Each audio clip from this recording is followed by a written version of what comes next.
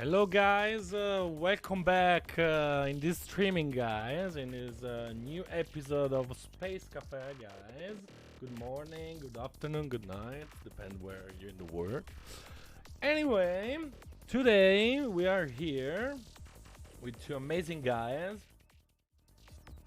So, hello to Psiger and Cosmic Sidekick. Hello, guys. Hey, How are what's up? you? How are you guys? How are you? All good. Is all good? And you too? I'm good. I'm good. I'm good. It's all good. Um, yeah. How are you? We're good. We are good. So good. Perfect. No, yeah. You mute your. You are muted. Okay. Also you. Okay. So let's start to know each other. Maybe. Psiger, you want to start to see to tell us something about you, where you come from. I don't know, something. Cool. Yeah. Basically, I'm a producer from Germany, Munich. So, as I know, there's like a lot of German producers wherever I go. Like Discord channels are full of them. Yeah, it's true. Yeah, and basically, I'm kind of like producing, and I'm trying to get better and better, and learn as much as I can, and share as much as I can on my own YouTube channel. And so, probably some of you guys who follow me there are also here. But you have Psiger, your name on YouTube is Psiger.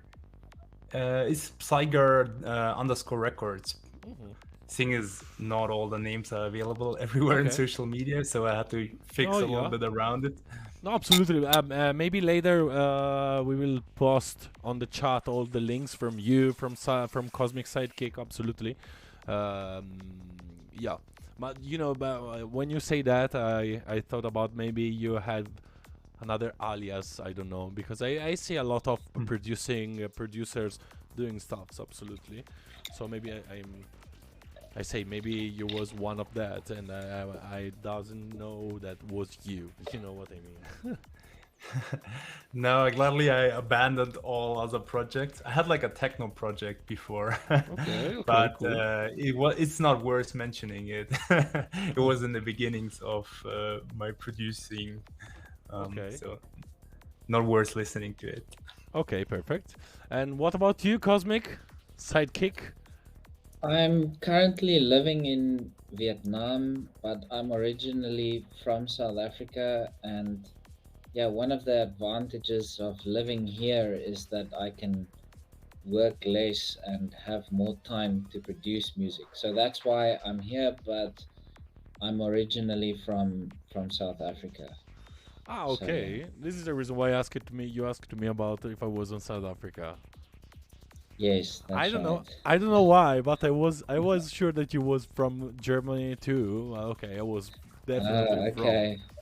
There's a lot. Probably because Tiger and I know each other a little Yeah, yeah. better.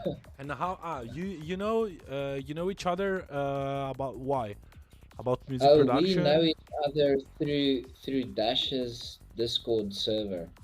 So we've both been on there for a very long time, and Yeah.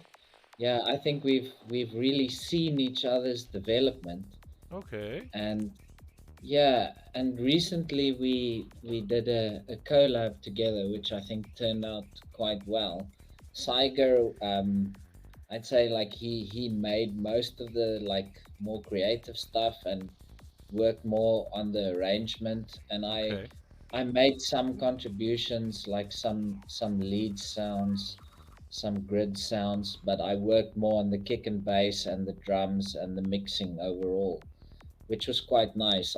I wasn't really in a creative like space, so it Okay. was nice to be able to focus on more of the technical sort of details. I enjoyed it. Yeah, sure. And when you start to produce? Well, I went to my first Psytrance party in September 2016. Okay. Yeah, then after that, or was it 2017? No, 2016. And then early in the next year, I got myself a little DJ controller, Okay. and I just to understand more like what is the music about, and so I figured out DJing a little bit, and then yeah, a couple of months later I started to try and make some kick and bass, and like gradually went into like making full loops and then turning the loops into arrangements of full Okay, tracks. so So sorry. So yeah, so so sorry. Tell the truth, bro. You start to producing yeah. psytrance, you start to producing kick and bass, and you spend like 2-3 years to the right kick and bass, like all the fucking producers in Well, fucking.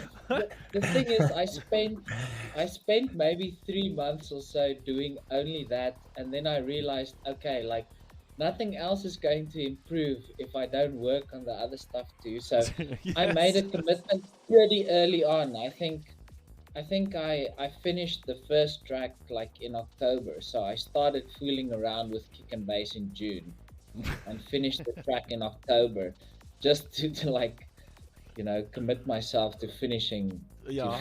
music. Yeah. Absolutely, I can totally understand, bro. I spend, I think, a Mm. lot of time. Like, I was stuck for weeks. Sometimes, open a project, try to go further on that, but every time, oh, okay, coming back, let's do something. And to be honest, only when I had the right lesson with the right people, like Yahtzee and other people, okay, they give to me the right skills to do the right things, and say, okay, now I can go further with that. Okay. Same for And me. what about you, Psiger, when you start producing also? I think I started like 5 years ago, but it was actually more like fooling around, like doing once a week or something a little bit with friends. And it was just like house and techno. Mm-hmm. And I think I got like around like 3 or 3.5 years to the group of Dash Glitch, which I can really actually recommend to any beginner. As, Yeah, absolutely. Yes, yes. he has a really cool network where I actually met Franz. He also helped me a lot in the beginning because he was way more advanced than me. Actually, as you speak of kick and bass, my kick and bass was quite horrible. he did kind of like a kick and bass coaching with me, which I kind of didn't finish because I was so frustrated that my kick and bass Yeah. was sounding so shitty. And then actually I think my production really started when I was chatting around with Eclip a little bit, and he helped me a bit in my production. And but he produces a different kind of psytrance, so more into the progressive direction, and I want to go more full on. And after a while I kind of like met Lunatica, and then there was all this Corona thing, and we started doing things together, like the Psytrance Academy and all that, and he started coaching me. And ever since then, I think I did like a huge leap in my production.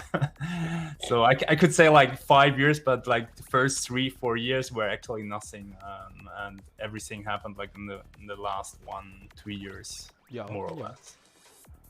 Okay, cool. But anyway, yes, I think that also Eclipse, Dash Glitch, also there's also Ollie. How is called? Ollie producing. I don't remember. He's another good guy that do some good videos about music production and also sound design. It is really interesting. He's a good guy. Oh, nice. Yeah, there's some like Ollie Music, for example, is really cool on sound design. Hello, hi Fractal. Hello, nice to see you here, brother. Thank you so much.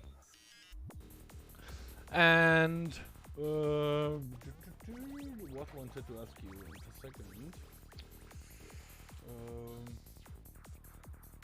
So no, you have already replied about that. We have already talked about that, about how you started producing. That you say Psiger, you start with also techno, right? And house. Yes. Yeah, and you producing also some different things. Maybe like not a real project, but maybe a side project or something similar. I don't know, like drum and bass or. Not really, to be honest. I'm quite focused on full on, and how you say, like we have this saying, like if you do something as a like specialist, you become kind of like blind to the other things. So I would guess myself pretty much a novice to everything else. What is related to psytrance, but not full on like high tech or whatever. I probably couldn't produce anything good in there. Okay, now, Ababan, I have a question for you, Cosmic. And no, you are friends. I can call you friends. Okay. It's Yeah. good. Well, is a my curiosity. Where you come from South Africa? From Pretoria, so Okay. it's near Johannesburg. It's Yeah, I basically know. one big metropole. Yeah. Yeah, I know. I was in Johannesburg, like Mm, in where it was like near to Four Ways. I changed it to yeah. houses, but yeah, yeah, it's good. Johannesburg. I was also 1 week, 10 days in Cape Town. It's really different, but I've enjoyed so much. Mm, Johannesburg is fucking amazing. There's a lot of people from South Africa in this chat. A lot of people, yeah. And so, which are your mentor on Psytrance, or your favorite well, artist also that you follow? well, I Your think in terms of influences, I think my mentor would have to be Dash. Yeah, he's been giving feedback on my music for a number of years. yeah. So yeah, I think I learned a lot from him and from listening to other people's music on his Discord and seeing how he gave feedback to them. I think that was, yeah, I learned a lot of lessons from there, and then of course by listening to other artists. Yeah, I'm like really more into like a daytime full on kind of sound, so like the faster daytime stuff, like 142 Okay. to 145 or 146 maybe, like around there. So I think like similar guys in that sort of space, like daytime full on But 142 to 145.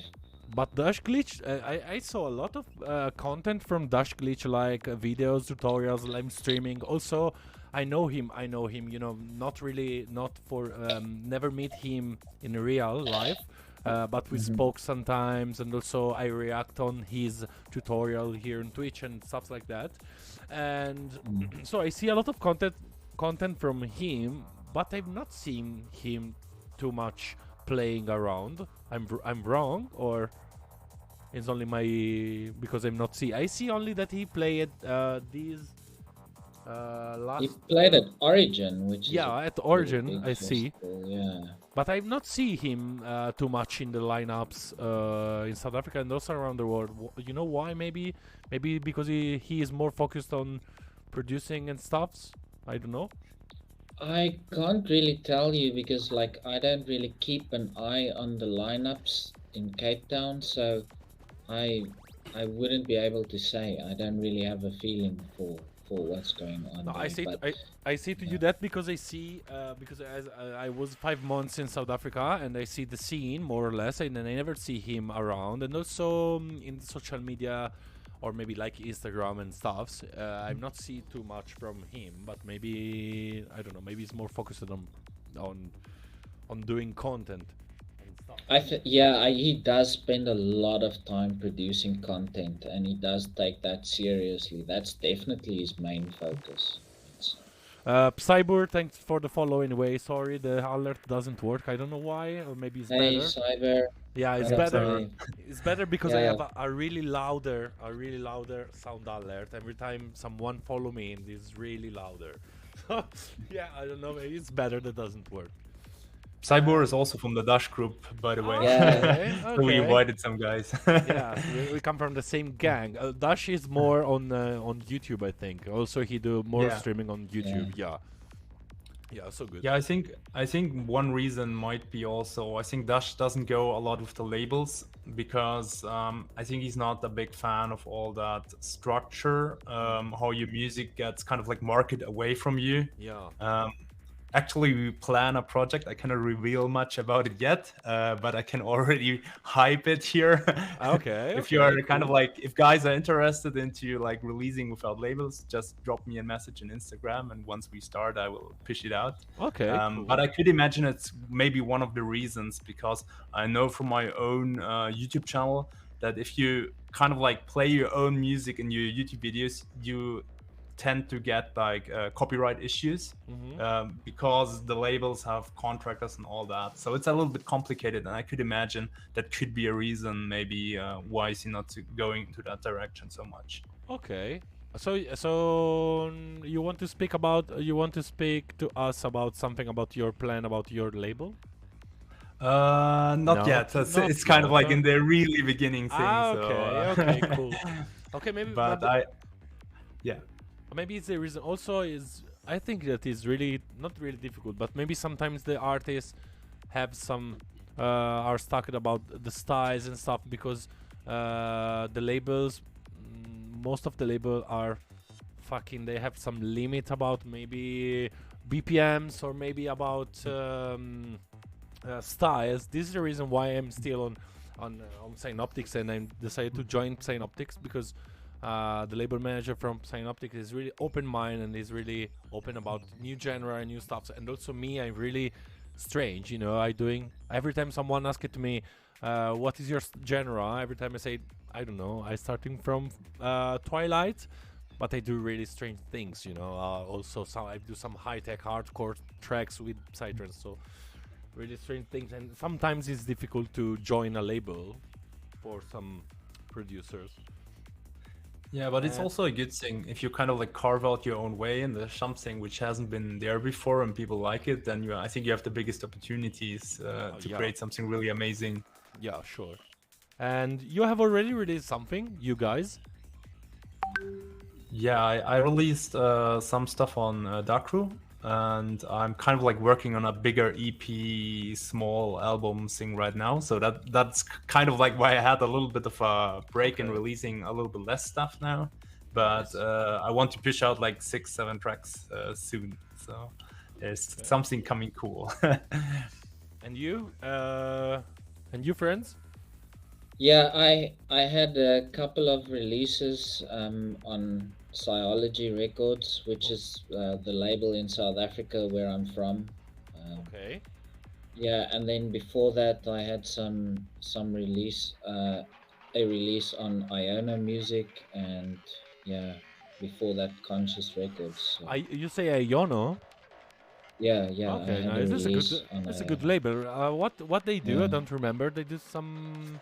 It's like it's a little bit too progressive, like Yeah. for me. But like at that time, I wrote like a little bit more melodic kind of stuff, and it wasn't as psychedelic as it is now. Not that I'm like the hardcore psychedelic guy, but Okay. yeah, Cool. still nowadays it's a little bit more serious, I guess, and less melodic.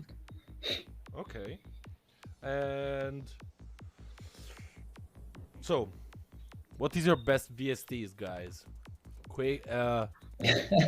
Directly question, really, what is your best VST that you can live without that? I think Anna 2 for me is just the filters in that synth are so good, especially for acid leads. And yeah, Which one? Sorry, not understand. Which one? Anna 2 from Sonic Academy. Okay. Because the filters are so good, and yeah, they just sound really good. The drive on them, the color that it gives, it's so good. And like, I can't make acid leads if I don't have that synth. I could use 303, which is cool, and I often do that. But yeah, Anna 2 gives me more variety. I also want to remember that if the chat want to ask something, we are here to answer to all your questions, guys. So don't be shy and ask all the things that you want, guys. And what about you, Psiger? You have to answer. You can't escape on that. Actually, I would say it's Pro Q. No, just kidding. I mean, basically that's the thing you use most, but I would agree with like Anna 2 is like my favorite synth as well. I mean, Anna 2 and Serum somehow. Serum is a kind of like it depends a little bit because it's also has a more old sound, I would say. Yeah. Like Anna is kind of like more modern. Yeah. I would say it's sounding more fresh and more psychedelic and everything. But Serum is still, I think, a really cool synth, and on the same level with Vital for me. So those two and Anna are basically making the go-to synths for my sounds. I was waiting for Vital, bro. To be honest, fuck what. Every time when I discover also now there's a lot of people that doesn't use Vital, and I can't understand why, because it's free, it's really fucking amazing, and it's really dope. And also another time it's free. I want to remember that it's free. It's a fucking masterpiece. It's free. Yeah, the thing with Vital for me is I think that it has so many cool options for modulation, whatever, that you can put LFOs to macros, or that mod remapping and all those kind of things. But the FX section, I like the one from Serum more. I don't know why, but I have the feeling that in Vital, you cannot go so wild. Like in Serum, if you tweak some knobs to the maximum, they kind of like give you some wicked sounds. And Vital kind of like it's a bit harder to squeeze that special sounds out. Okay. I have, in my opinion. Okay, yeah. I have to agree with you about the mod remaps. For me, those are just so handy. Like you can just dial out like small little problem ranges. Like you can really smooth that kind of thing out. Like yeah. It's great. Mod remaps are amazing. You can see the chat, right? Because also Fractal said that Yeah, Kick yeah, 2 yeah. would be hard without Yeah, it. Yeah, of course. that is true. I don't make a kick in anything else. It's only kick 2. Like yeah, I used to use yo Kitex peace, my brother. Welcome here. I used to use fucking Budzism. Bassism, yeah, same, but only for like a couple of months. But I have to be honest with you guys, because I'm an honest person, and I have to be honest. In the last 3 months, I've used the Futurephonic sample kicks that are pretty fucking amazing. In my opinion, there's 50 kicks are fucking good. So I don't know. And also, sorry, I'm not a really proper. Or maybe I don't really care so hard about kicks, to be honest. Maybe could be sounds like a bullshit, but I'm not so skilled, and I'm not focused a lot on kicks. You know, more on bassline, yes, but on kicks not so much. So same here. You know, I'm using the camphor kicks. I don't make my kicks. I mean, I know how to do it, but actually, I never get it like as good as those ones, and I don't feel the time is invested so well into crafting like ours kick. And well, yeah, also I think the same is good, bro. Because if you had to spend like 5 hours going on studio, spend 5 hours following to try to do up the best kicks and do nothing and do a shit kicks, maybe it's better take a sample for the beginning, and for the beginning, as I said, like. And not focusing on the kicks, but maybe doing different sounds, arrangement, and other stuff. There's a lot of things to learn also. So yeah, I would totally agree with High Fractal in the comment. Basically, I select a kick, I make a bass, and then I reselect a kick and look which kick is kind of like fitting best to the bass. I'm just scanning through it. I think it's the best approach actually, because you don't have to care about all that super cool phase relationship with crazy tools and everything, because you can just choose one which already is like 95% there, and then you add a little bit of EQing and it's there.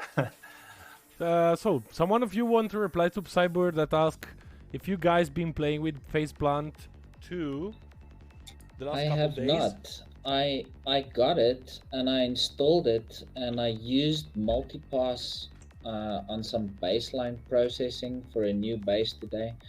So, but I didn't really do anything super special with it. So, yeah, it just looks a little bit different at this okay.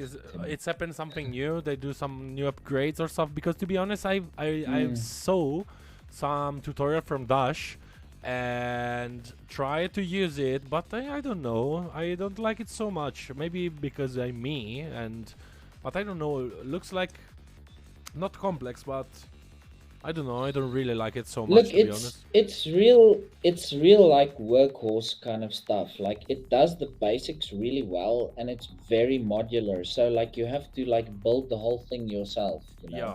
what you want, you need to build. Like if you want a delay with low, low cuts and high cuts, then you can do that. But like you need to build it. Like the delay snap in is just the delay. Like it doesn't have like knobs to cut the highs or the lows, for example. But you can build it easily. You can build pretty much anything you want, but like if you want to make it a little bit more complicated, you need to build it yourself. But it works, and it works very well.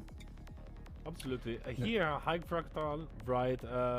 Here a bit of kicks from tracks in Kick 2 and then tweak them to fit the bass. It's awesome. Just can't throw my custom kicks and tweak the one that fits best. It's okay. Fucking. You know, there's a guy. There's a guy that say to me that there's another trick that you can do is like to put the kick, take a kick, put it on the click on Kick 2 and rewrite a new kick. Yes, but there's like a flaw in that. Oh yeah.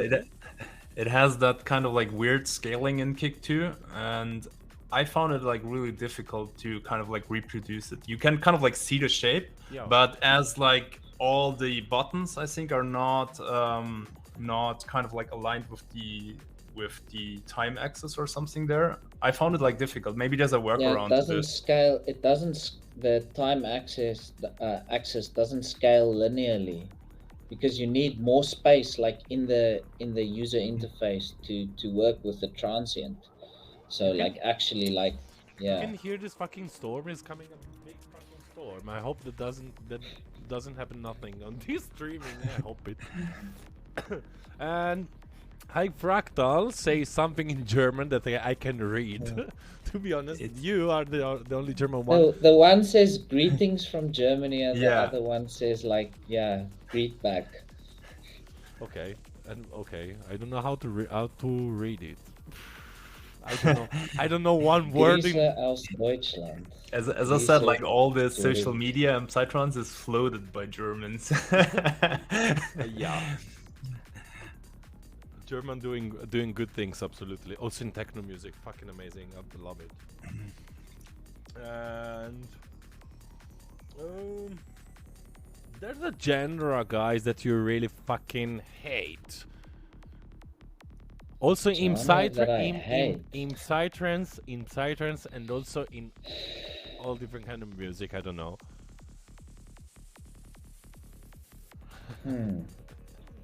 I wouldn't say there's anything that I hate. No. I would say also that, reggaeton. Like, you like reggaeton too? Okay. Yeah, maybe. Okay, some wait. percussion. Okay, so on the Psytrance side, like if it's really fast and like you can't really have low end because it's so fast, then like it starts to bother me. Like I really want sub. I don't want music that's so fast that I can't have sub. And and if it's like something super poppy, you know, lots of vocals, like very song like that, like with a side kick and bass, that annoys me. So yeah, reggaeton I can stand. I can deal with reggaeton.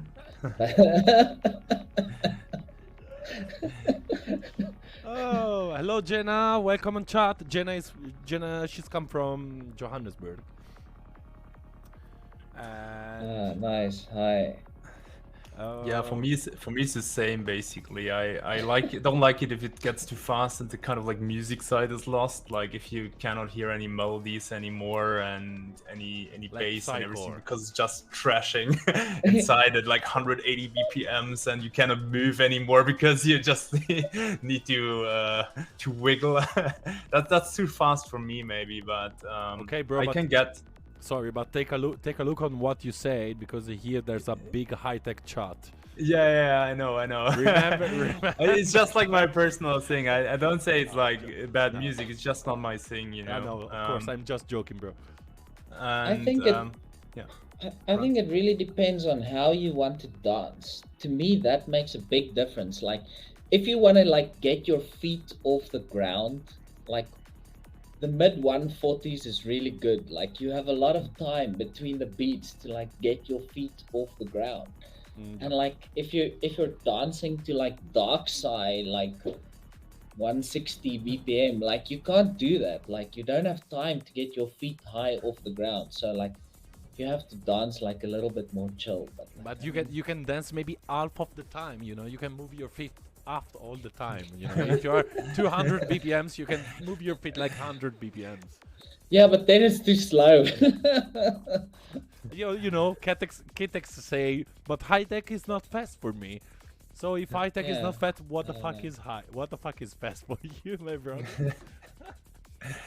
No, I think also high tech is great, but depend about high tech, about which kind of high tech you listen. Absolutely. I think at the end of the day, like there are two types of music: good music and bad music. Oh, You well, know, absolutely. there's good high tech and there's bad high tech. So yeah. Yeah, absolutely. Yeah, but maybe this question is one of the questions that I have to delete for the next podcast, maybe. No, I thought it was cool. I like it. So we get the social media shitstorm then. Yeah, you know, social media, and you know, also social media shitstorm, and also have a shitstorm from my own chat. You know, they can say, "What the fuck, dude? What are you talking about?" Fuck. What else? What else? Which country you travel in your about maybe your career or in your life? Also, if you want to speak about something, or maybe I don't know, contact that we have with people from other countries.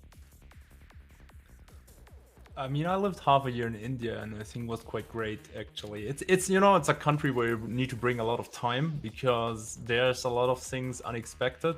Like e.g., you wanna travel a train or something, and then it doesn't run, and you need to wait a week until you get the next one. But if you bring that time to India, then it's a great country. If you're not in a rush there, then you can Oh, see a lot of things. People are really nice, and is cool thing. And yeah, and you need to bring a good stomach with you. okay. I was in Yeah. South Africa, in my opinion, was one of the best country. I've never be there. Obviously, you know, I was in Europe. My first trip out from Europe was in South Africa. But yeah, fucking amazing. When I was arrived, the people are fucking crazy, fucking amazing. Yeah, and yeah, that's it. Um, what else? What is your best? What is your best plugin that you use usually to do your FM leads? FM leads. Yeah. Yeah, I can answer this for me. I mean, I like Serum. Serum's good. Serum's good for FM stuff. Anna too sometimes as well. Yeah, it depends what I'm looking for. It might if I'm using FM leads, like it'll be something simple that I made myself, or it will be a preset that I'm using maybe from Mute Production. Has some really good ones. The Dada wavetables have some fantastic waveforms for FM stuff that is just incredible. And it's so easy, like if you can have a very good like collection of FM wavetables. And you know, like especially the Dada stuff, like he has all sorts of tricks to make like all sorts of interesting and unique wavetables. Yeah, they sound fantastic, so I like using that stuff. Yeah, I also see Serum definitely there, and Anna too as well.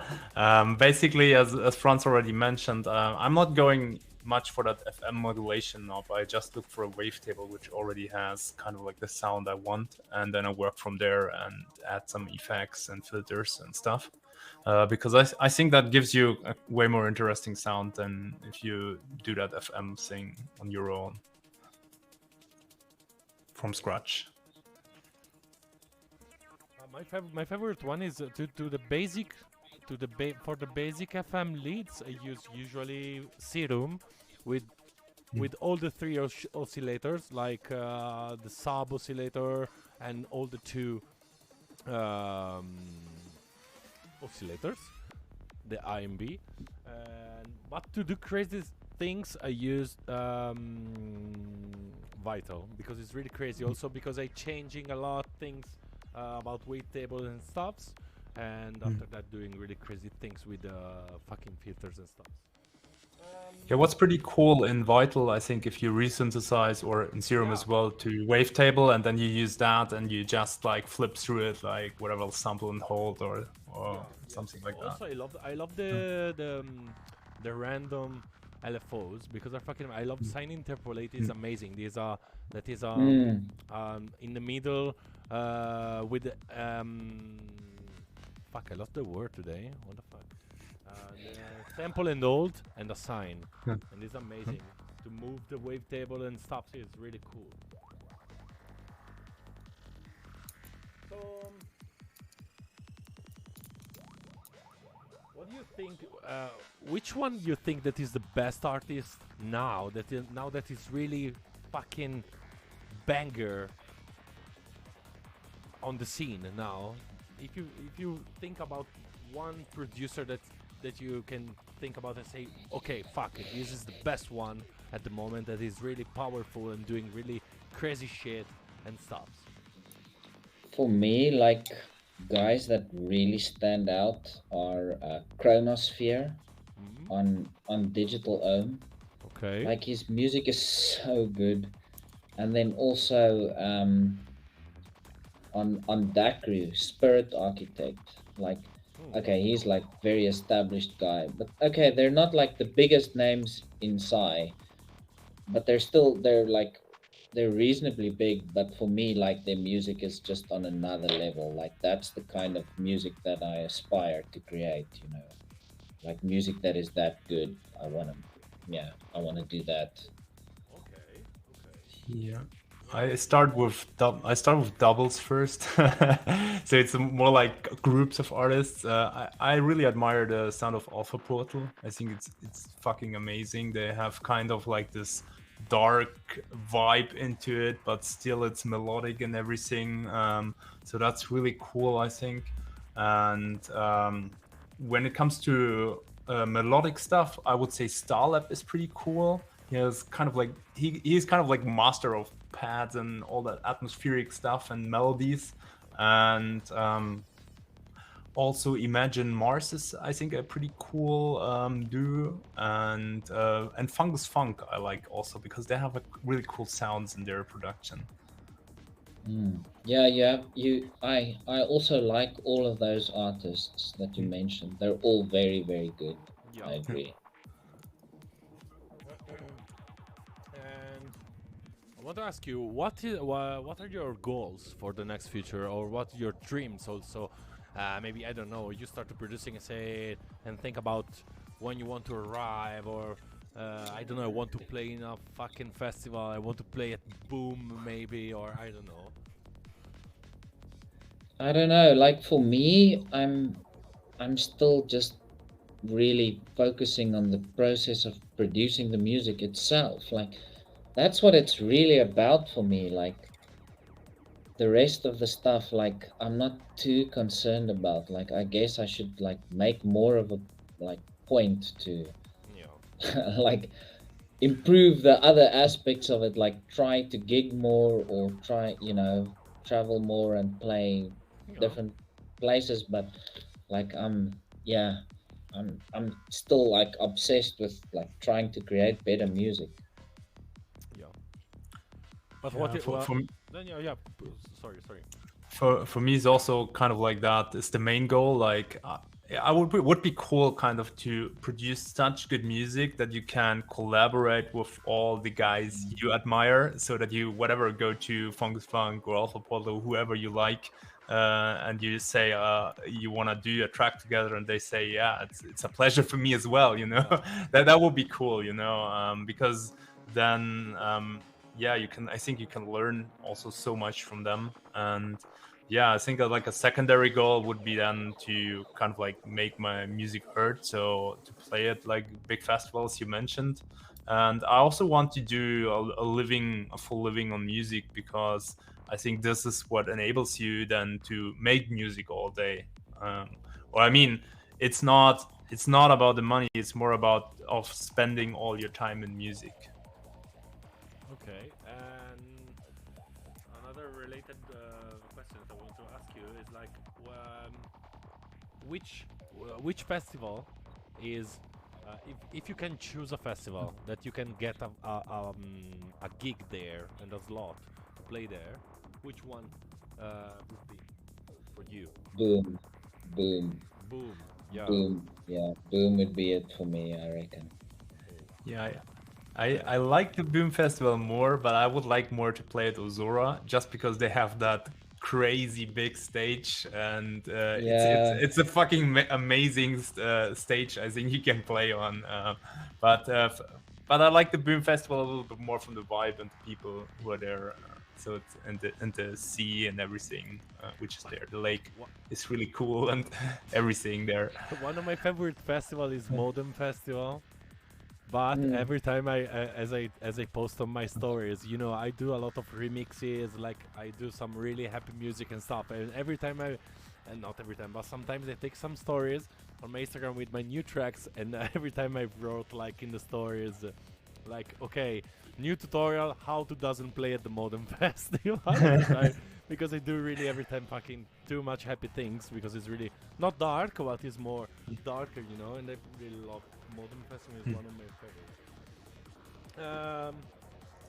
So, guys, how do you deal with unlawful copyright claims?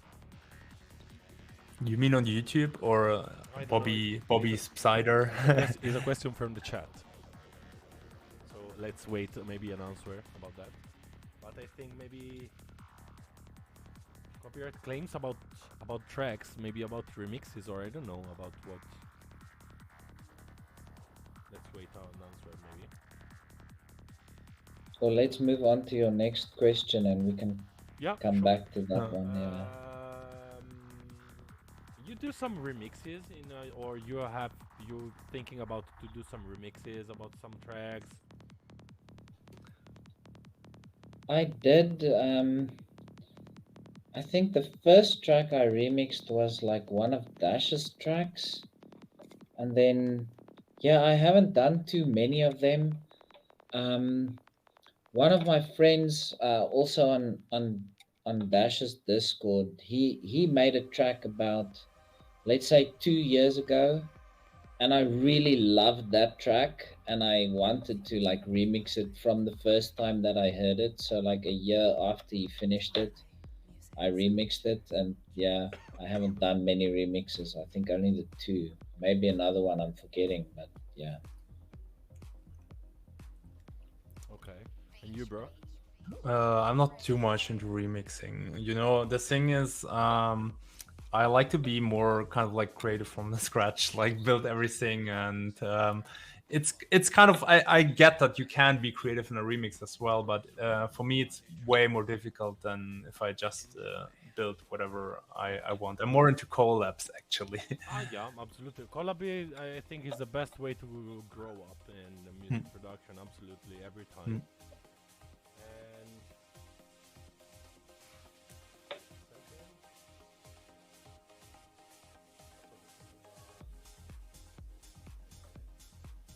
Anyway, I was talking about also different tracks like Psytrance. Not on Psytrance. Maybe, I don't know. Maybe a track from 18.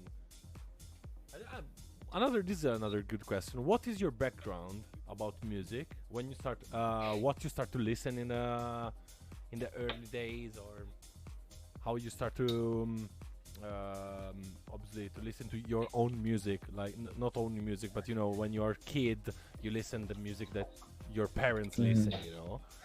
But so, what was your music in the early days that you started listening to? I remember like when I grew up, my father listened to classical music, and also like rock and pop and like whatever, like from the 80s and the 70s and the 60s even. And I remember my dad putting on like records for me when he got back from work, because I wasn't allowed to like use the record player because it was too small, and I would scratch the vinyl. Those are my first memories about music. Then I went to a choir school when I was like 12, and since then, like, started playing instruments, studied classical music, majored in bassoon performance. So yeah, I have a long like music story, I guess. Okay. For me, kind of like I had a lot of interruptions on my journey. I think I did the first time with an Amiga Commodore some music, but that kind of stopped. I don't know why. I think my parents just told me that we couldn't spend so much time on the computer, and also we found cooler games. And then I had a piano teacher, and I was learning piano lessons, but the guy died. So it was also interrupted, and and since that, yeah, it's kind of like it was a kind of a bad luck for my music career. Yeah, and sure. and I never touched actually music again, besides a little bit in school, which is kind of like the boring stuff you do there, until I started producing electronic music. So Because you five, was 5 years. you was scared about to dying about piano. yeah, Maybe. yeah, it's actually like that. Like all the things you touch with your music die. No, fuck. How about you, Twigger? What's your music background? So my parents, my father was a really metal man, like really. He fucking gave to me and my brother AC/DC, Iron Maiden, Deep Purple, all that kind of music from metal. And my mother really hate that shit every time because my mother was a really liked to listen to dark music, like new waves and dark music. So wait a second, sorry.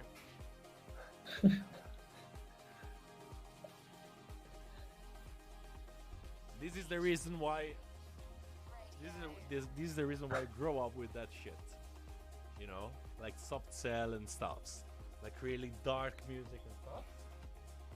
This is the reason why I love to do some remixes about tracks from 18s and stuff like that. But after that, when I was like 14, I started to listen to hardcore, but really hardcore, like the hardcore, like Netherlands hardcore and stuff like that. I was really younger, and I was listening to this music, and after that I've discovered house music and going to the first disco clubs and stuffs. And after, when I was 17, 18, I meet the first guys that say to us, to me and my friends, say, "Hey guys, why you have to come to a rave?" And I say, "What the fuck? What is a rave?" I was 17, 18. I say, "What the fuck is a rave?" I say, "Yeah, there's a big wall, some system. Come." Was in Bologna, and I take a train going to Bologna, and after that say, "What the fuck?" It was my first Psytrance party with minimal Goa. Was Goa minimal. And yeah, I started to go to parties and raves and stuff. And after 3-4 years, I bought my first drum machine, like Korg, you know, the red one. I don't know if you know that. And your sorry, my volume music. Sorry, someone say that is really low. Okay. And after that, I started to use Ableton Live and starting to producing, but not really seriously, you know. I do like 2-3 years, really, sometimes maybe 3 hours in a week, and that's it. This is my background. So, wait a second, I lost the chat. The universe wasn't here. Is it true? Bayer Dynamics DT headphones on your heads. I'm looking for new closed headphones. Any suggestion? Any suggestion for closed headphones, guys? I've got the 880s here. The 880s are semi-open. I like them. We have the same, I think. But yeah, it's open. you guys have the same 990s. Yeah, but actually I'm not producing much with headphones, so I would recommend more to get good monitors. I mean, I use like kind of like headphones more like as a second source if I just wanna compare a bit how it sounds on different stuff. And you, bro, you have some suggestions? No. Well, for me, yeah, it's about the same. Like I don't have Sonar Works for my room, but I do have Sonar Works for my headphones. So I like to like listen to them like as like something that has a flat frequency response.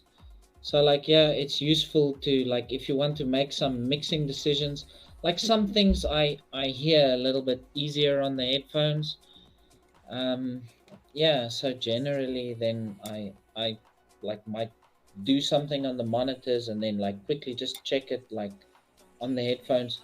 One very good example for the headphones is like clipped fade outs.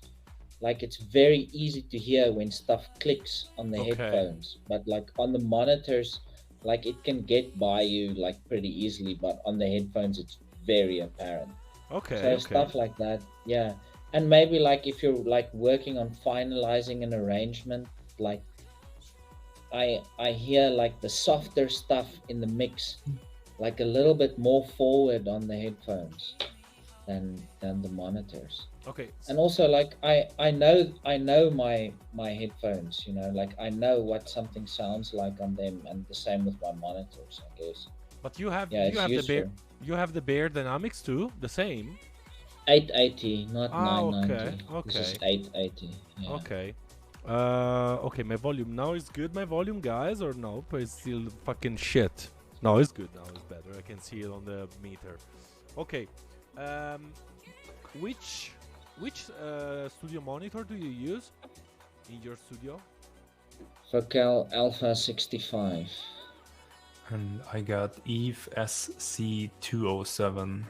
But what is the brand? Sorry. Eve. It's basically the guys from I think Adam. They founded a company, some audio engineers within that, and founded their own Okay. speaker company. Okay. I have the Adam TV8. So bigger for that studio.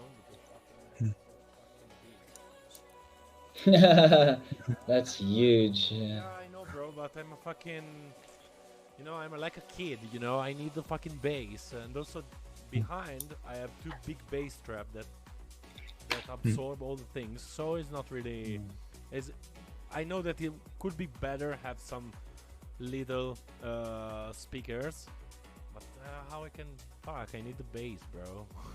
you know, if you don't have that pump, doesn't work, my bro. Yo, Yeah. Glitch! Welcome on chat, my Hey. brother. Welcome. No. Fucking amazing to see you here, my brother. If you have some question to that, guys, your student, guys. I'm your student too, bro. To be honest, I love your content, and thank you so much for your stuffs. Really appreciate it every time, brother. So, what else? Do you want to show to us maybe some music, or maybe some tricks? I don't know. Maybe you have a, maybe you have a good trick that you want to show to us. I don't know. Maybe on how to do something about sound design, or I don't know. If you want to do that, huh? Easy, not without pressure, obviously. But something. It looks like Psiger is getting something ready there. Yeah, Putting his hands together like he's about to have a really good meal. Okay, it's the moment to show my fucking banger track, huh? yeah, it's not like 100% ready, but it's the one I actually streamed recently, and I think it's quite far. I could show a little bit off the track, maybe from the break to the end, and if people have questions, then we just dig into something. Yeah, sure. You know? You want to show us also your screen, maybe? Yeah. Okay, let me close. Let me do. While you're getting that ready, sorry, I have a question for Saiger. Like in our collab that we did, there were some stems that were named Dark Chaos.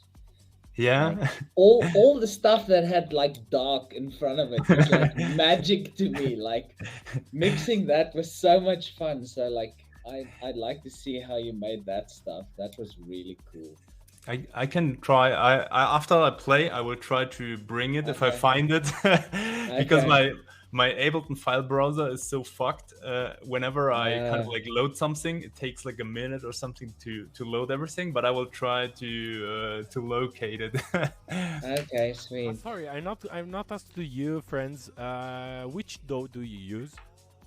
Bitwig. Bitwig. Yeah. Yeah. Yeah, nice. But you start with Bitwig or you switch? Ableton. Ah, okay. Started with Ableton. I Yes. know how much you work on Ableton before going on Bitwig? Oh, a long time. I think.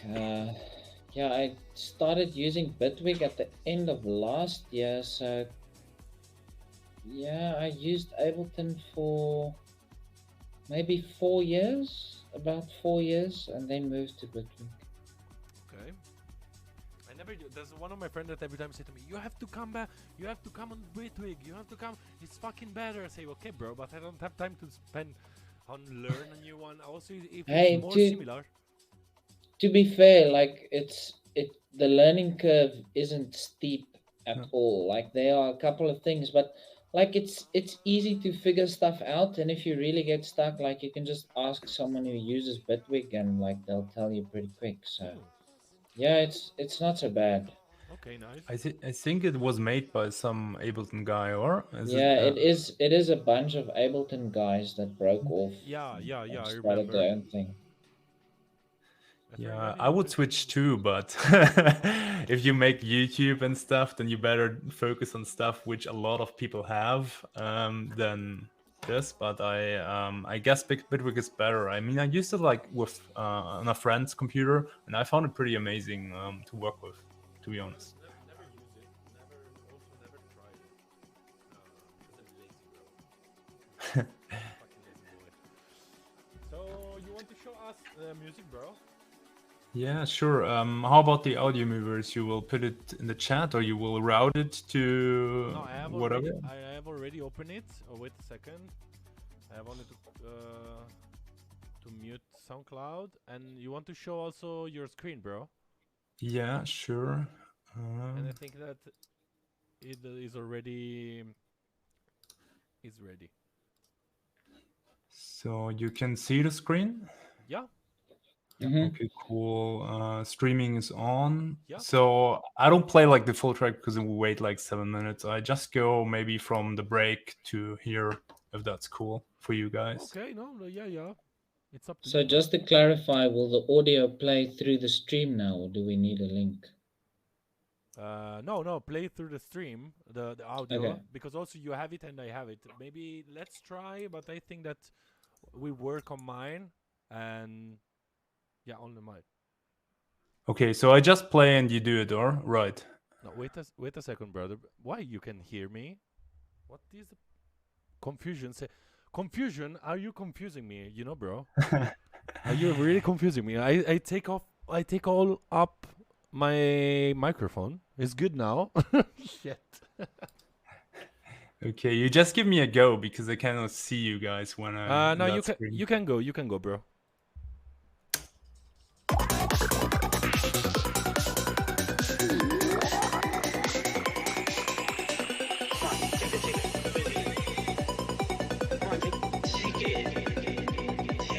We're not getting the audio in the stream. I've never been able to properly explain myself. You're not getting the audio? Yeah, can you just send me a link for the audio?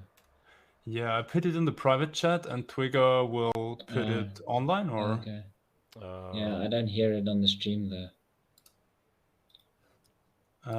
Maybe Twigger, because we switched before the listen to links. Maybe that's the problem. It's here on the chat. You can find it on the private chat, bro. You can see it. It's the last one that you sent. Yeah, I can see it in the private chat. You can see it, Franz? Yeah. And the community out there, do they hear or? No, the community, the people on live streaming on Twitch will listen from me. Ah, okay, cool. Yeah, then yeah. Play again. No, yeah, okay. Yeah. Okay, I just play and let me know if any issues.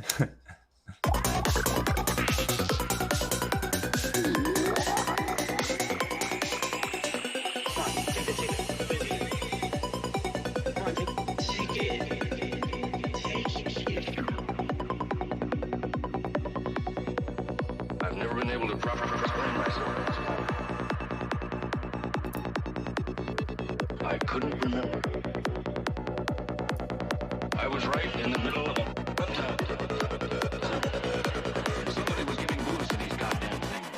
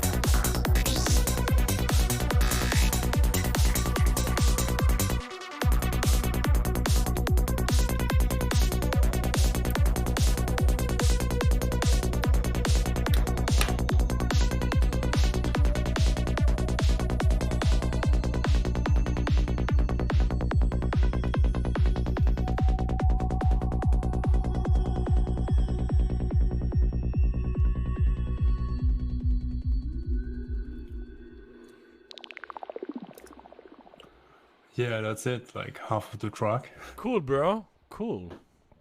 Thanks. Nice. Fucking cool, bro.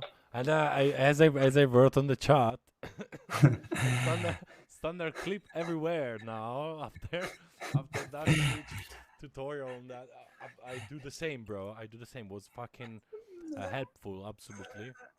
Yeah, but actually, it's not about clip to zero here. It. No, I know.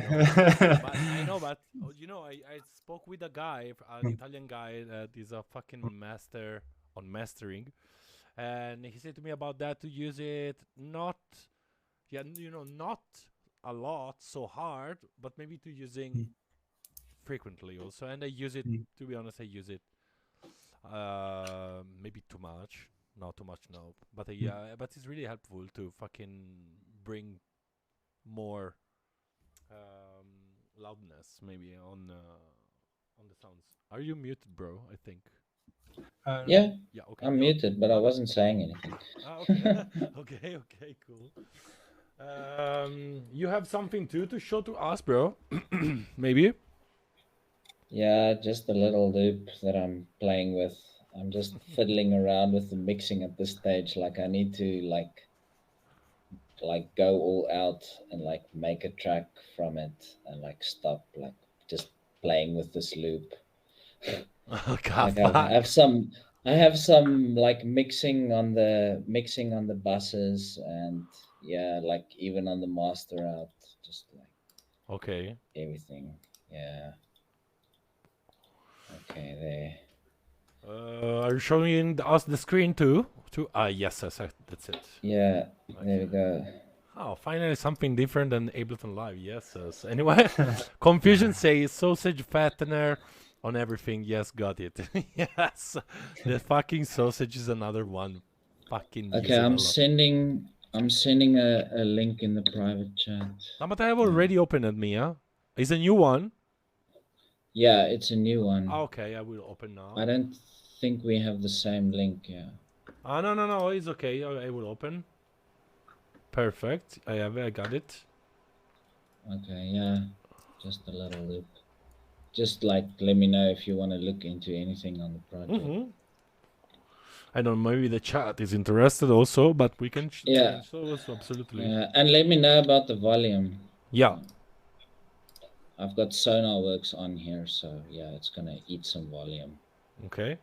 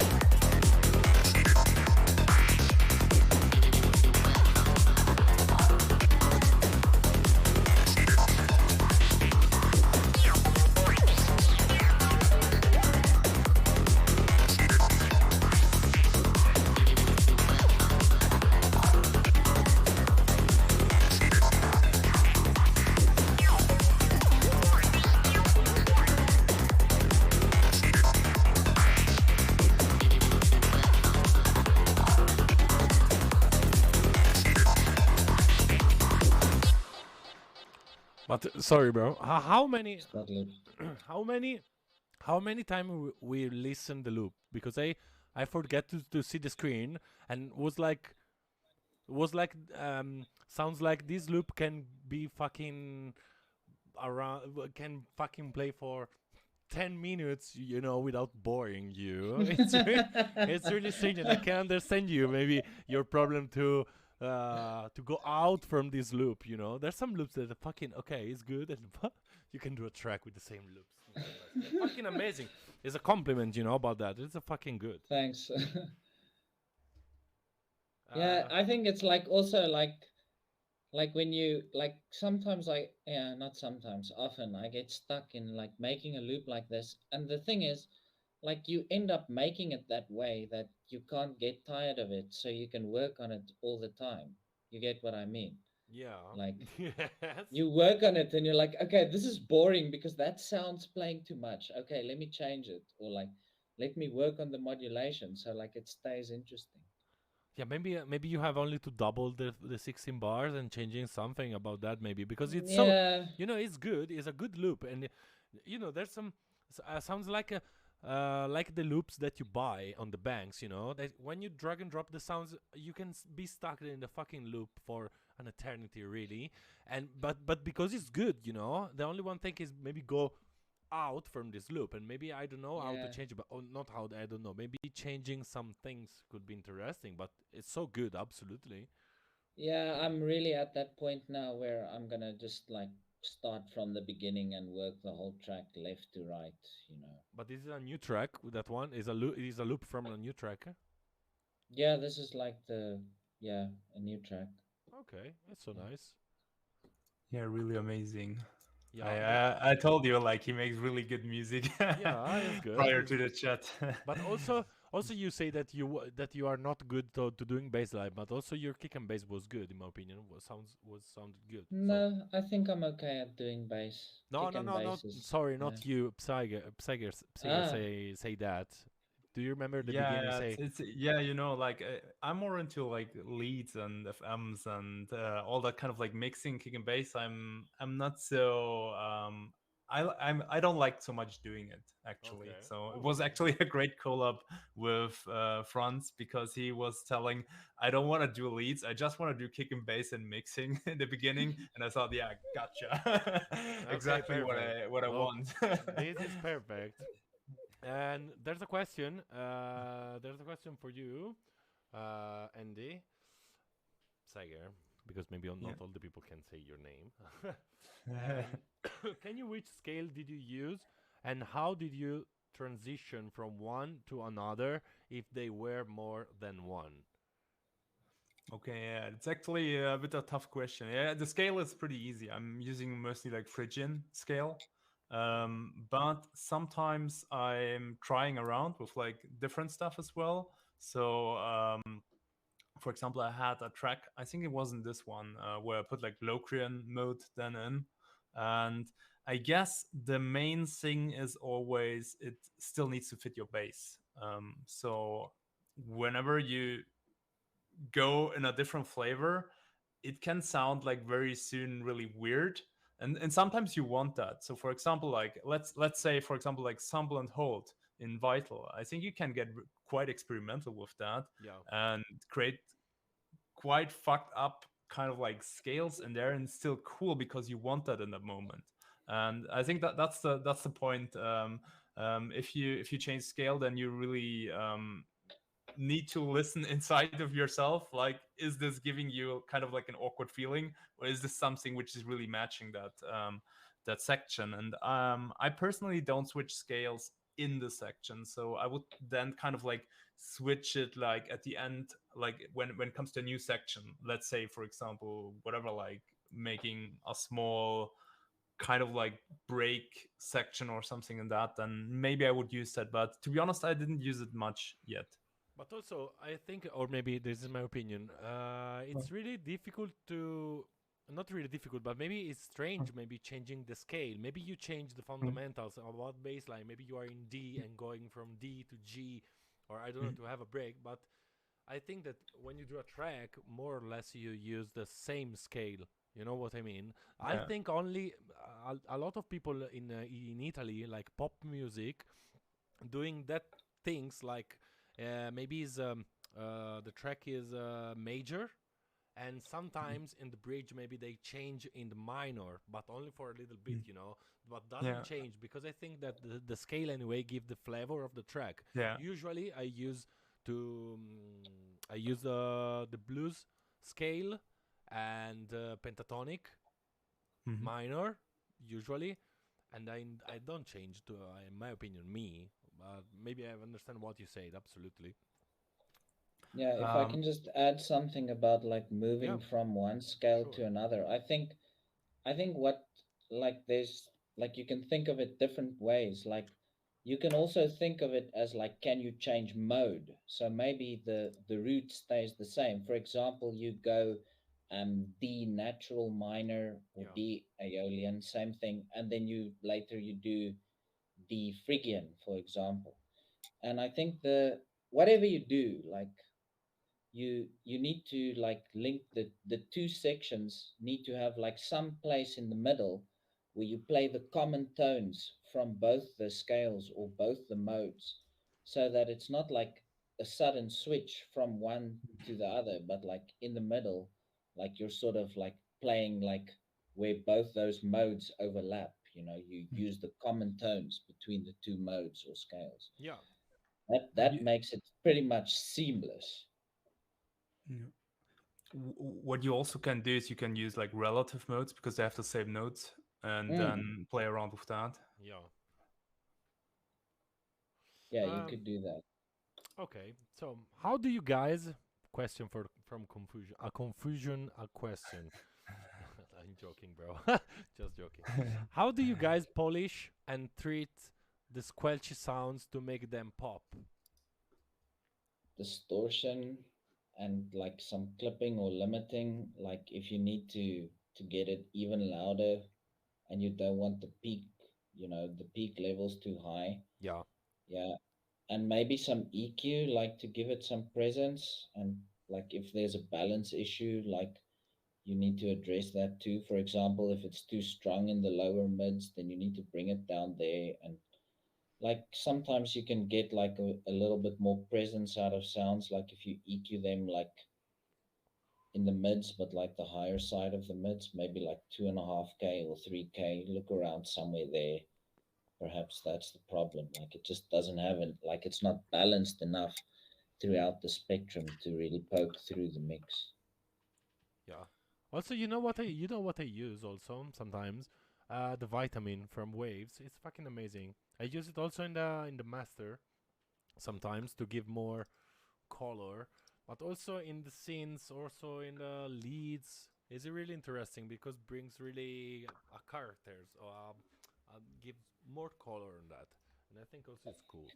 But Yeah, very good side chain them to other leads. Definitely. Like, sorry, just boy spider in the chat. yeah, yeah, I Yeah, see. that's definitely true. Like, I think anything that's kind of like short, like for example, a squelch, like if it's just like a single squelch, like you need to sidechain it, like the stuff that's more sustained that you can listen to at any time. Yeah, Like you need that ducking out of the way because there's only one squelch to listen to, like in a grid or something, for example. So definitely.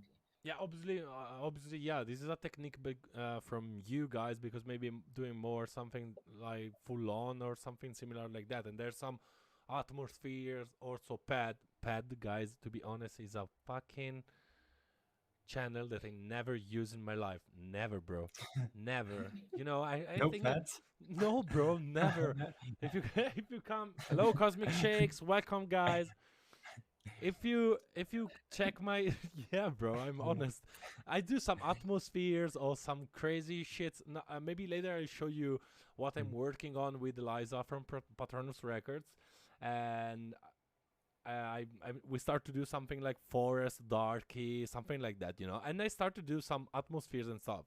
But a pad, I never do a pad. No, but maybe I try to do that, but maybe I think 5 times in my entire career, bro, about pads. I never use it, and this is the reason why in my music I don't use that, and this is the reason why I say that because in my workflow usually I don't using like docking or stuff, but why? Because I used to chop all the sounds, and give the right space to all the sound. But your suggestion about docking is fucking good, bro. Because also you need some space for little sounds, maybe really quickly sounds, and you need that space, and it's fucking amazing. Do that.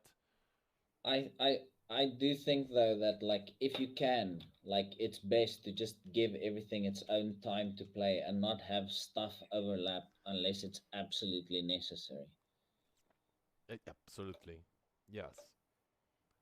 Also, it's a lot about the mix. I mean, if you have differences, then it's easier for the ear to hear it. Like, let's say one sound has a lot of reverb and the other one is more dry, then it separates better. So I think that's also, besides the timing, separation is always to think of what's already in your mix and where you still have way to go, leeway to play stuff, Yeah.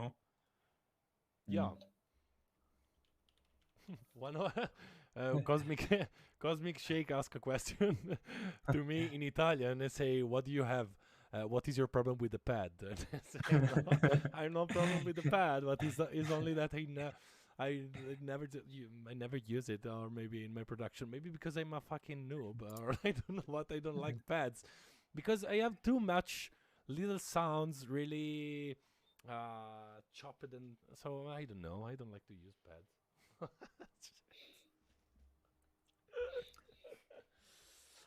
So there's another question. Do you do your own master or your own mastering, or do I you send it don't. to get them? I don't. I feel like I've lost objectivity over the mix. Like I'm used to certain things and like I need someone else's like ears on that mix and like just finalize it for me.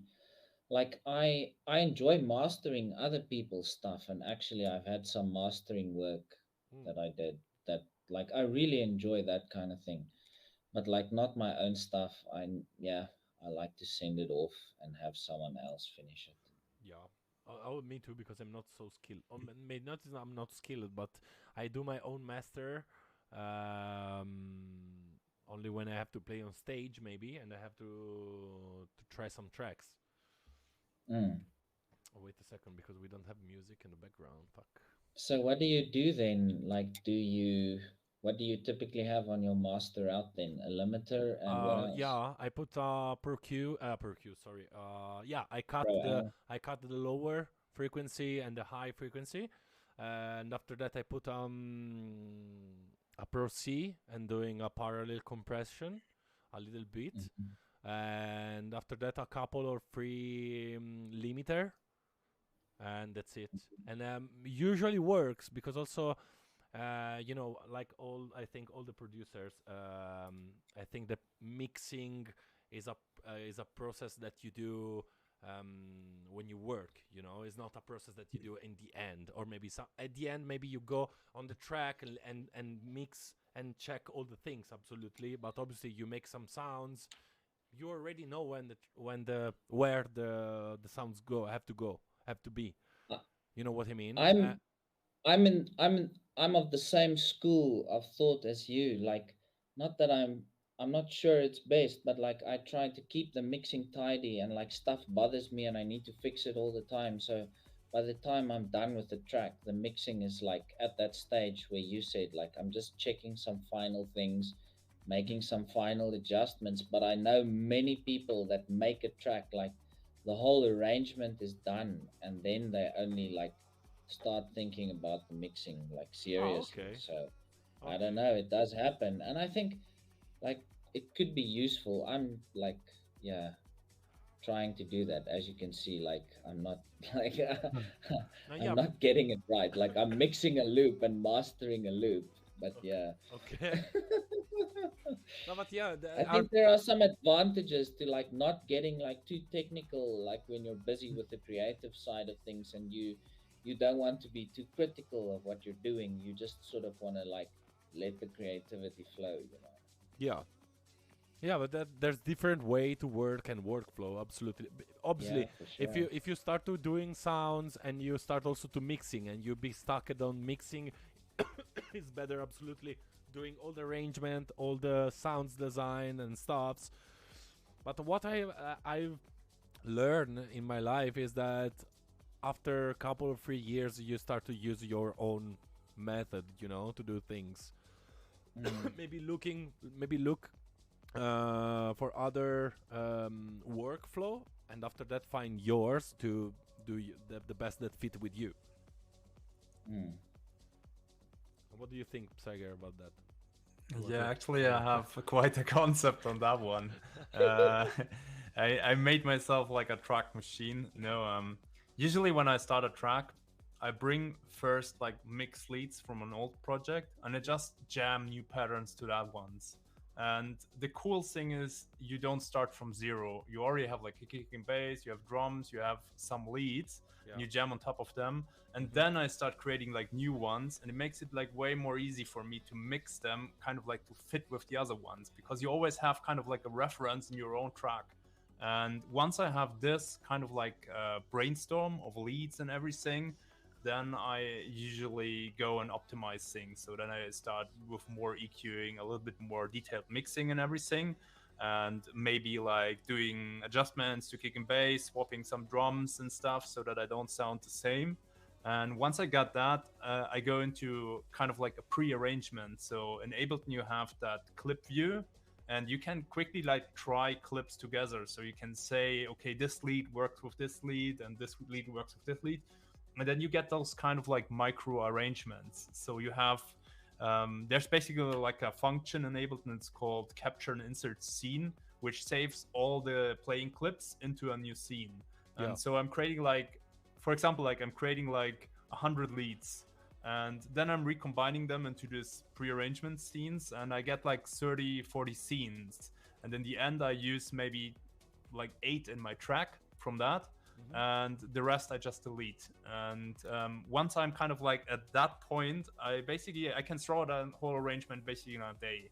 And once I have that, I go into mixing very fast. So I also mix along the way, but I try to not spend too much time. So usually it's things like decisions like 1 dB up, 1 dB down, and I just do this like whenever I listen over it, I do it over and over again, and the kind of like deviations become like smaller and smaller each time. Because I have the feeling the longer you stay at mixing one thing, the more you trick your own ears into believing that something is sounding right, even if it doesn't.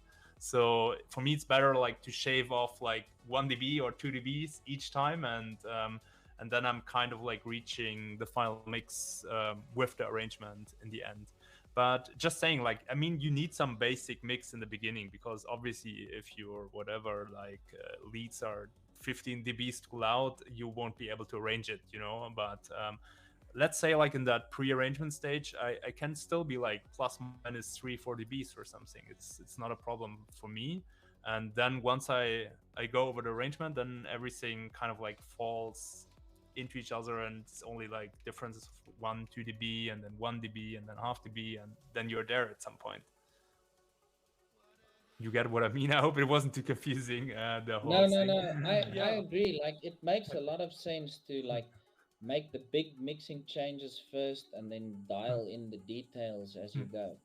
Like it's it you get used to something, and then like when you listen to it with fresh ears, you get a new perspective on it. Like if you make massive changes all the time, it's like the mix doesn't get better, you know. Yeah. It's like you just jump around from like between extremes, and like there's no stability. Like I find it very like, if like in that loop that I showed you for example, I've been tinkering with those levels for a long time. So like I'm pretty confident that like nothing's going to change by more than half a dB in that loop. Like I know that I'm already comfortable with where everything is at there. So Okay. I've asked to Dash if he want to join us. Yeah, cool. Yeah, cool. Yeah, I say to him. I've heard to him on the chat, but maybe we have, I think, 20-second delay. I'm not understand why. What the fuck? But maybe let's see if he is keen. Maybe he's in studio and he's keen to join us. And what else? Why bringing the volume down to 0 on all channel after you spend so much time on this track is painfully. Yes. How does it work? No, you can.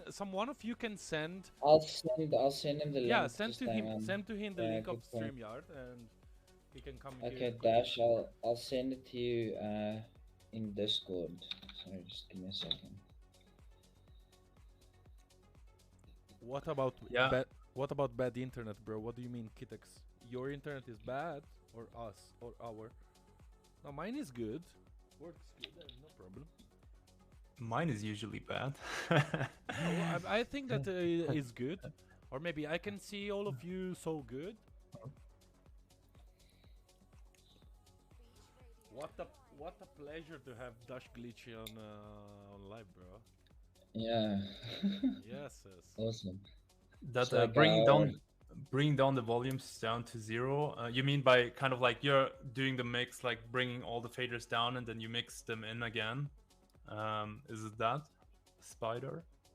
Why would you do that though? That does sound painful. I don't want to like change my faders. Yeah, I think it's actually quite. I think it's actually a quite common thing people do. I did it like 2 years ago as well, but I don't do it anymore because it's painful, and I think it makes much more sense to kind of like do it like on the way while listening. For me, at least. I mean, there's no perfect technique. It's always the technique which suits you the best in the end.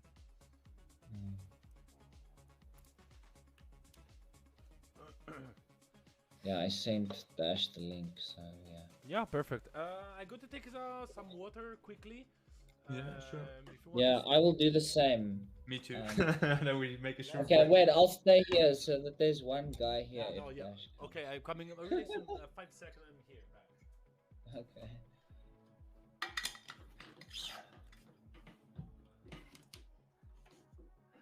Okay, I'm gonna go get some water quick. Give me a second.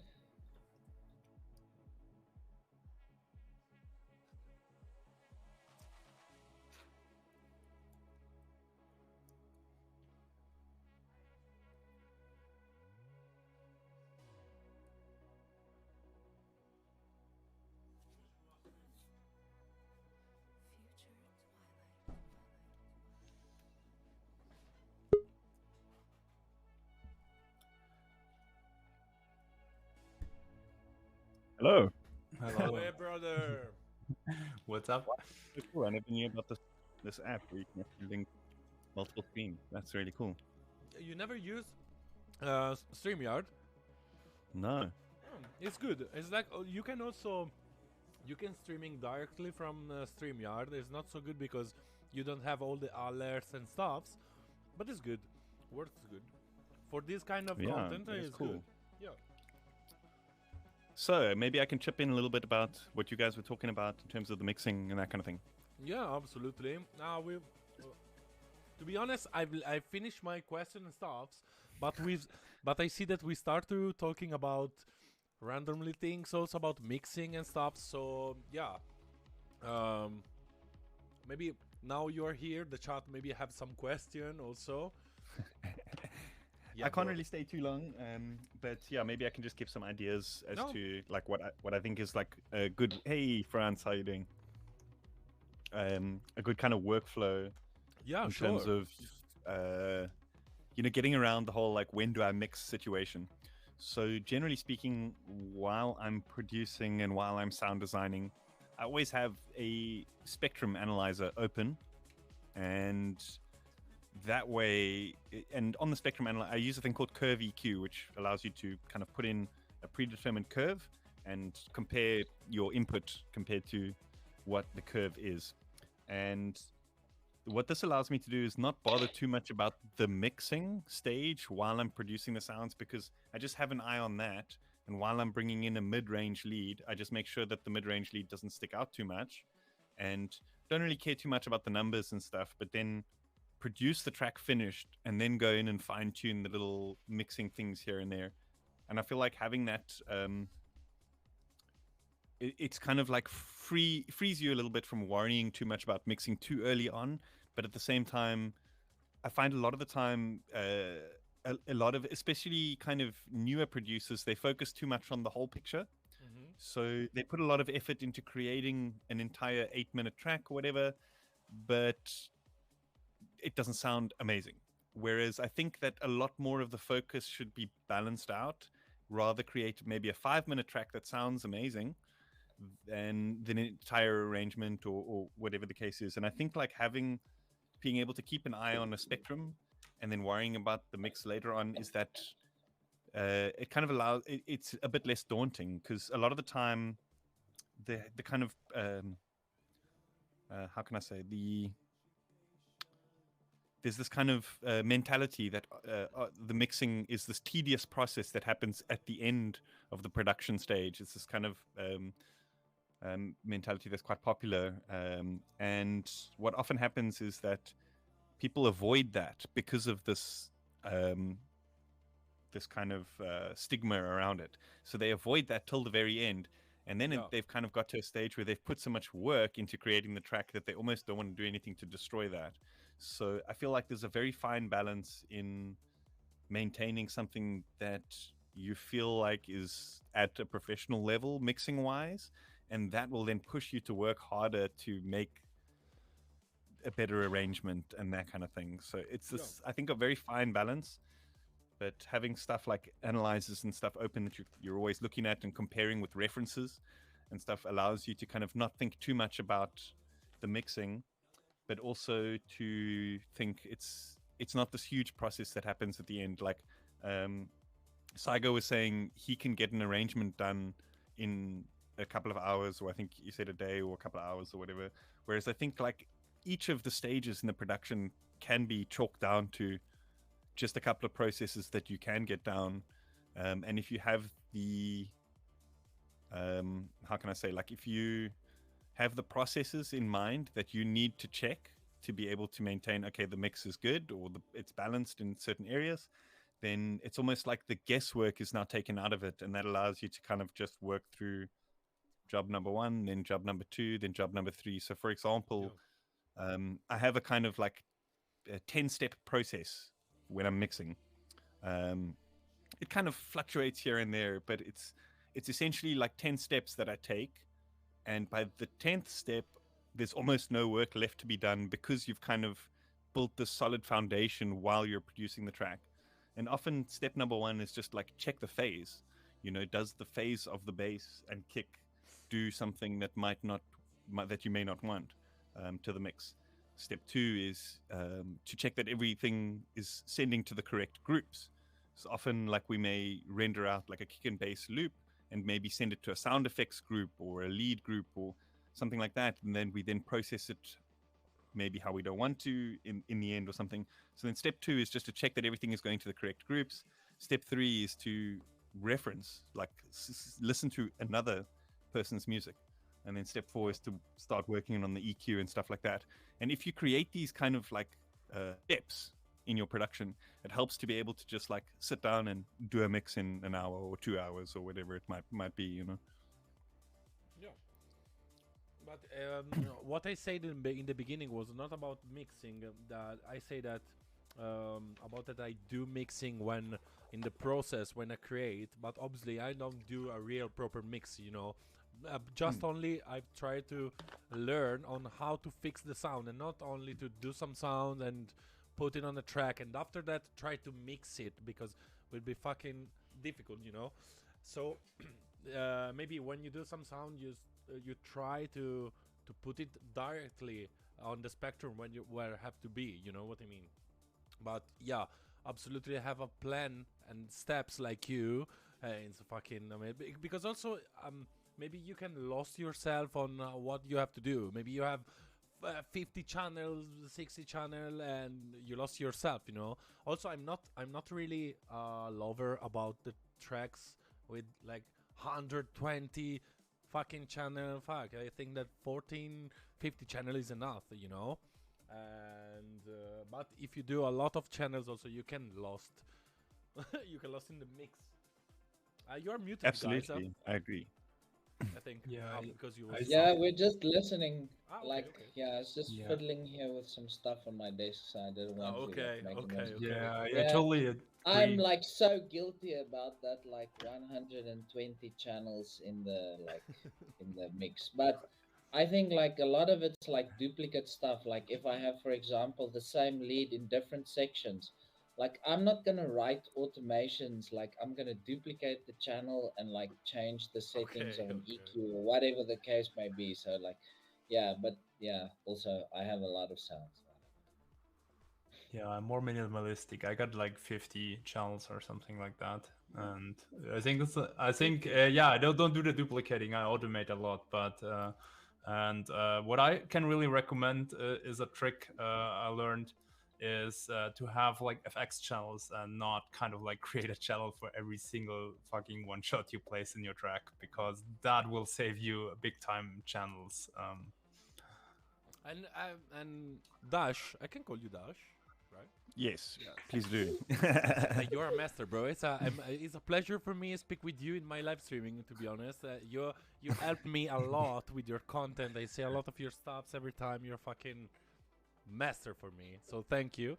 And you say Thank you, I appreciate that. I see you that you said +1 to Psiger about the template, but you don't think that maybe template can stuck you in the same things sometimes, or maybe you use the basic template like sometimes for the beginning and after that changing? So yes and no. I think that using templates as a crutch can paint you into a corner, but using templates as a tool can enable you to work much quicker. So for example, like Psiger said, he takes a track that maybe he's already done and then loads a bunch of the stuff from there into a new project. Then I guess the decisions to be made is how much of that material you want to keep, or whether you just want to keep the groups and the routing and that kind of stuff intact. Let's be honest, I mean, 9 times out of 10, we're using 1 out of 5 or 6 different kick samples every time, 1 out of like 2 or 3 different bass patches. I don't know about you guys, but like for me, designing kicks is something I do like once a year. And designing bass patches is something I do like once a year, like when a new plugin When comes out or something like So you that. do when a, is it And then I end up using the same one just for a very long time. And to when is have, it kick design season? When is it kick design season? well, it is right now because this Phase Oh Plant 2 just really? came out, so it's like Okay. I'm So designing kick kicks design like there's no season. tomorrow. Yeah. But it's usually winter, the cold months, when you don't have to worry Yeah. too much about getting tracks done for summer and whatever. It's like time to make kicks. It's like first Exactly. cleaning the whole flat and then designing kicks. Yeah, exactly. So like, yeah, I think like having the kick already in the project and a sampler track loaded with maybe an EQ that's bypassed, like have the stuff that you might use already there, and then the decision is, if you want to change the kick, you load a new sample in or you synthesize a new kick, but the structure and the groups and the things like limiters in certain places and EQs on the percussion group and those kinds of things that we might do every single time, it helps to be able to get that first hour of work out of the way, because then you get to kind of focus on like the important things like being creative or making the hook of the track. Because I think like a lot of the time we focus on these technical things in music, like the mix and the sound design, and we spend months creating a track, and sometimes it just doesn't groove. Do you know what I mean? Yeah. It's like this inexplainable thing that you just Yes. you either feel it or you don't. And I think that thing is so important in the music that it's almost should be the first thing that we worry about, is like the thing that's going to make you remember that track, the hook or the theme or whatever it is. And I feel like to spend the most important creative energy on that and then come back to maybe changing the kick or changing the bass and those kinds of more finicky things at a later stage, I feel like that's a very powerful move, because it's often, when we sit down in the studio, that first like hour or two is we're feeling very creative. We just want to get some ideas out there. But to then be kind of bogged down by a lot of very technical decisions to be made, that can slow down that creative energy that you can apply to further things. So I feel like having a template can definitely be something which people rely too heavily on, but I think that's, again, it's up to the artist to make that decision. Yeah, but also, yeah. If we're ending up with if we're ending up with similar results, then being able to like get a large portion of that process out of the way is good. Yeah, but also maybe there's a lot of things that every time you do, like maybe I thought about that now when you was talking. Maybe like cutting the sounds, like every time you have to spend time, take on a cue, put it on the channel, cut it. Maybe if you have a template, you are more quickly, and you can spend, as you said, you can spend more time doing different things. So yeah, absolutely. Yeah, absolutely. Like it's that you mentioned that I've actually got a macro on my Stream Deck that normalizes to 0 and one that puts an offline process of a 250 hertz cut. So Okay. like every time I want to bounce a drum sample or something like that, most of the time I'm just going to put a 250 hertz cut on, Okay. unless it's like a kick or something like that, So just being able to press one button and it's now rendered out with the EQ already on, you've saved like that 5 minutes or however long it would have taken you to come to that decision already. And now you can work on arranging it better. Do you know what I mean? Absolutely, bro. Absolutely agree. There's a chat asking. You can read the chat, right? Yeah. I read when Yes, I can see when that. having a big many core CPU like a 3D that it's but you want to read it because your mother tongue maybe is better than me, that I'm Italian. Okay, yeah, let me read. I read when having a big many core CPU like a Threadripper that it's better for processing power to have most effects on each channel instead of buses and sends. Anybody know anything on the subject? I can tell a bit about this. In Ableton, it's actually a kind of a little bit of a flaw. So the channel which drags most CPU is basically the bottleneck in Ableton, as far as I know. And you can see this. There's like a little C on the right bottom, and if you press that, then you see the CPU usage per channel. And maybe it's a little bit also my fault because I made like a video on processing FX and I put like a huge rack on it. I generally don't care so much about CPU unless it gets a problem. And when it gets a problem, then you need to find a solution. And the solution would be like bouncing it and storing the track in the project, or maybe even splitting it up like Franz does it. So there are kind of like many solutions, but I wouldn't care as long as you don't have a problem with CPU, and then I would think about solutions. But it's right that if you have a lot of stuff on one channel, it kind of like bottlenecks it, and Ableton at least. I think what Confusion Intrusion is asking on chat is the opposite of that. I think they're saying that if you have a big CPU with lots of cores, that it's better for processing to put the effects on each channel rather than having one group or one like send return. But I don't see, then you'd have, for example, like 50 effects as opposed to just one. And the CPU usage in general would just be much more. So I don't see how that could be a thing.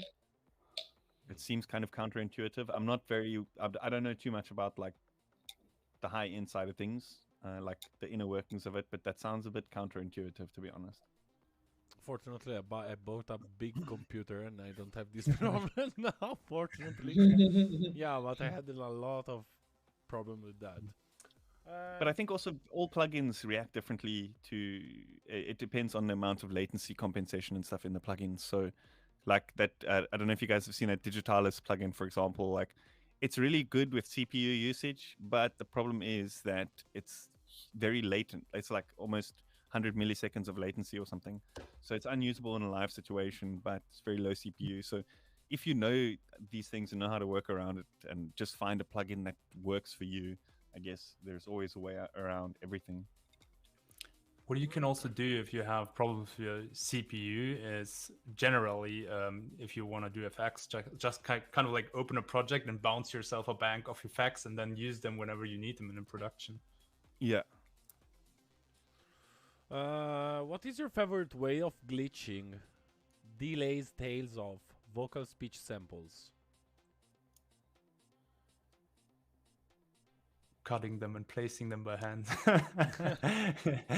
It's really like that. I mean, you can on audio you can do everything. You can basically take every syllable and place it wherever you want it. So I like the control of that. But if you ask for VST, I think there are many cool like Looperator, Effectrix, Tantra, Glitch. Infiltrator, I would say, is the best one. Devious Machines Infiltrator. For me, it's the scissor tool or Infiltrator. I generally don't go for many others. Chris Glitch was quite nice because it was very random. But since I've started using Infiltrator more, I like the ability to randomize and then it locks the shape. So you can kind of randomize it, find something, and then it loops that shape over and over again. Where something that's infinitely random, especially for those retrigger type effects, you want something that's going to reproduce the same glitch every time, I guess. And being able to randomize what that same glitch is very powerful. Yeah, then it can groove. Portal is, exactly. So you like find that groove of the glitches, and then you just let it loop, and then you can turn it on, turn it off, or filter it in, filter it out, and all sorts of stuff. So Infiltrator is definitely, I mean, if you guys have not heard of it or not seen it before, and even just the presets in there are fucking incredible. Just loaded on mangles and stuff. I want to ask you, Dash, to you. I saw in the not in the last video. I don't remember what was the video, but you had open plugins, I think, or a synth. I don't remember. There was a cat, like a white one. But I'm not. But you don't have to talk about that. It was a video that was talking about another thing, but you opened that, and I was curious about that. What is that? So that that's what I was talking about just now. That Digitalis, the one, it's good with CPU usage, but it's got a lot of latency. Okay. So sometimes that can cause issues. But that's I think I've done a video on that. It's the one about the subliminal messages. So that plugin is basically, one of its main features is a spectral filter in the plugin that kind of allows you to draw a shape, and it imprints that shape onto your spectrogram by basically cutting out the frequencies of the sound determined by the shape that you draw as it kind of like modulates through the visual of it. So my example was basically taking like a saw wave and just playing it, and then drawing a mushroom, and then looking at the result on a spectrogram, and it actually shows a mushroom Okay. in the sound, which is pretty interesting. But that plugin is also very good for glitching and re-triggering and that kind of thing. Nice. So, I think that we're done. If there's no other question from the chat, or maybe guys you want to talk about a different thing. But Dash, you say that you have to go, maybe. So I don't know. I have something I want to see. That dark chaos stuff. If you can open that. Yeah. Sorry, it's just like this sound that I'm in love with from the collab that we did. Like, I just want to see how it was made. Where's Yeah, your let me try, because Oh, your project file is not like in good shape, right? it's kind of like collecting collecting all the files right now. You see, it's like still collecting. I said my user library is a mess. Usually I save it really good because it was that collab project, and kind of like I don't have the last version. I didn't do that saving process, and Okay. it's kind of like missing still some files here. But Okay. I show you in private if you want Yeah, next yeah, time, or yeah, if we do still, another session with Trigger, maybe, because then we can also go further into details. Yeah, whatever. sure. Absolutely. So, that's it. Yeah. Thank you so much, guys. Thank you so much, Dash, to be here. Maybe we can talk about maybe later to do episode with you. Yeah, that'd be cool. Yeah, I'd love that. would be amazing, brother. Vanks, you arrived too late, my brother. Fine, this is my Vanks is my moderator, is my first moderator, my first follower on Twitch, a big man. Maybe he will see the VOD on Twitch. So, thanks a lot, guys, to be here. I really appreciate Thanks for guys. having us. And so Yeah, let's chat thank you. later. And thank you so much, guys. Yeah, thanks. See you that in the was next fun. one. Cheers. Bye, guys. Bye bye. Cheers. Bye bye.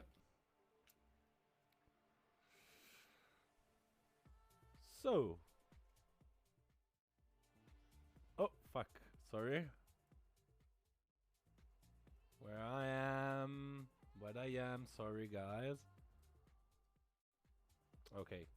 So. What the fuck, guys, huh? This is was fucking amazing, guys. I love that fucking, yeah. Was so cool. We have to do it the next one, absolutely. So now, what to do? Let's go do a raid to someone, absolutely, right now. Don't leave the chat, please. Let's do this amazing raid to someone. Are you keen to do that? Let's do it. Wait a second, guys. Let's go on Twitch. It was an amazing show today, yeah? I really loved. It was an amazing show today, yeah? I really loved. Okay. So let's go see who there's on Twitch. Thank you so much, guys.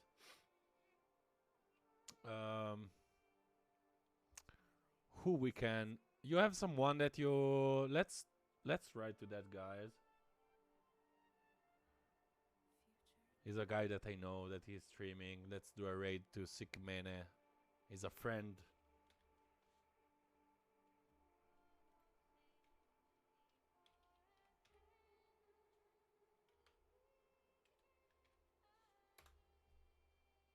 Works? No, doesn't work.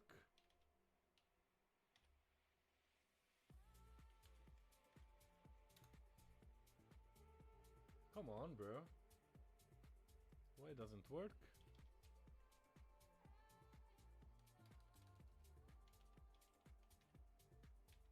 Okay.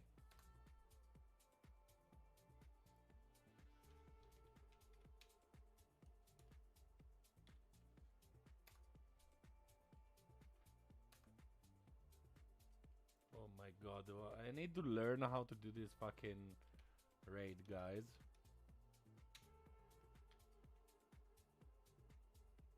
Yeah, his raid and the name. Fuck. Ah no, he don't have the raids, so let's do it to Ercole, another my friend. My friend is not my really friend, but come and see.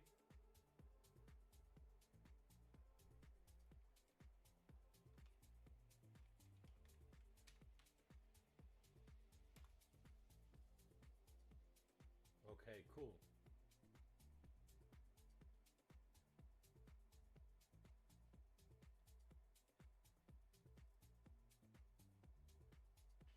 Okay, bye guys. See you in the next one.